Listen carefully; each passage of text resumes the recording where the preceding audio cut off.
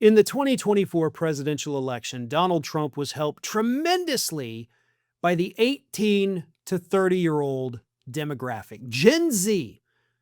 Gen Z gave shockingly high support to Donald Trump. I think about 43% of that age group voted for Trump, which of course is what pushed him over the edge and made him the president of the United States.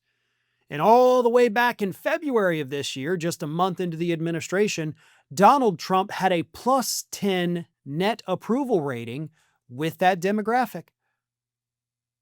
Plus 10 points. That's pretty good.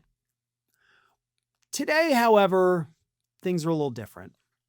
Today, Donald Trump does not have a plus 10 net approval rating with the 18 to 29-year-old demographic. No, he has a net negative 46% approval rating with that demographic, marking not only the biggest drop in any demographic this year, but the fastest as well.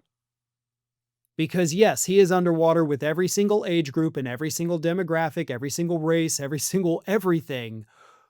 But nobody has turned against Donald Trump faster than that 18 to 29 or 30, whichever one they want to call it, demographic.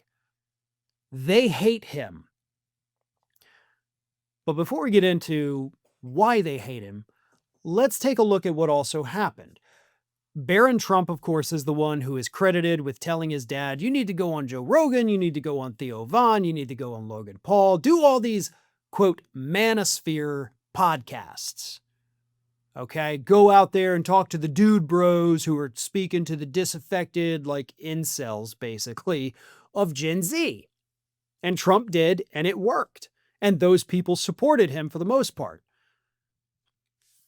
But now, almost coinciding with the drop in support among that age group, a lot of those folks, especially Joe Rogan, obviously, have turned against him, called him out, started criticizing, pointed out how ridiculous a lot of his policies and ideas are. And once that started happening, that's when we started to see the massive drop. I mean, these idiots, as they are, are exceptionally influential among stupid people. And it worked. They've turned against Trump, and not all of them, by the way, for these reasons, but a good number of them are like, oh, well, Joe Rogan doesn't like him anymore, so I don't like him. I can't think for myself. I have to have somebody else tell me what to think. But for the most part, this age group in general has become dissatisfied with his actual policies. Now, that's the promising part. It's not just the people who are influenced by what their manosphere podcaster says that day. These kids are paying attention. Now, I shouldn't refer to them as kids, but they're younger than me and I'm getting old, so hey, kids. But here are the issues that this age group is actually focused on. The survey revealed widespread disapproval of his administration's aggressions towards Venezuela, concern about the inflated cost of groceries, anxiety about the president's mass deportation program, and of course, a desire for more disclosures about Jeffrey Epstein.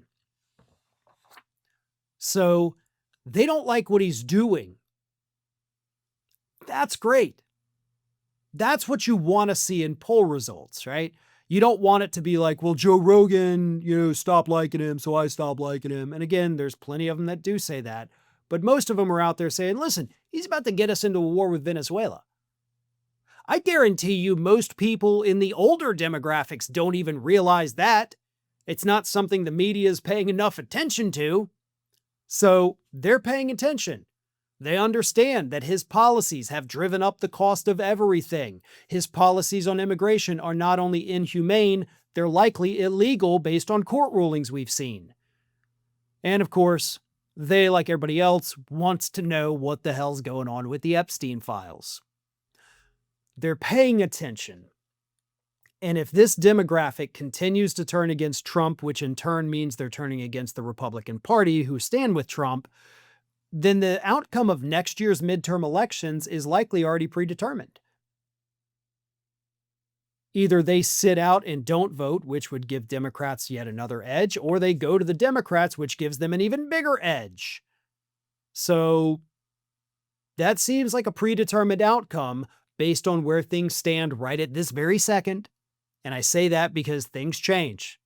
Things change month to month, week to week sometimes. So we'll see what happens. But if this sentiment holds, then yeah, next year's midterms are going to be a giant referendum against Donald Trump and the incumbents, and the Democrats will be the one who reap all of the benefits from that. Scientists recently discovered a new evolutionary trait in puppies, and it's that they cannot grow up and reach their full potential unless you subscribe to this channel.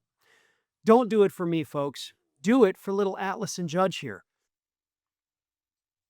Good boys. You do good. You want to say something? No? Okay.